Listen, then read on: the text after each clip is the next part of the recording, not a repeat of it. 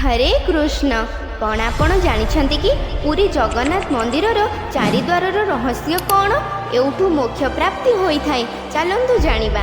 देखंतु जगन्नाथ मंदिर रे चारोटी मुख्य द्वार रही। यह चारि दिगरे अवस्थित। प्रथम अटे सिंहद्वार।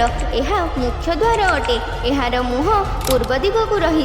सिंहद्वार सामने अरुण स्तंभ रही। यही द्वार मोक्षर प्रतीक अटे। द्वितीय अटे अश्वद्वार। दक्षिण दिगरे थिबा एही द्वारर प्रतीक घोड़ा अटे। यह विजयर द्वार मध्य कहुए। प्राचीन काल रे योद्धा एही द्वारर उपयोग विजयर कामना पाई करुथिले। तृतीय अटे हस्ती द्वार। पश्चिम दिगरे थिबा एही द्वारर प्रतीक अटे हाथी।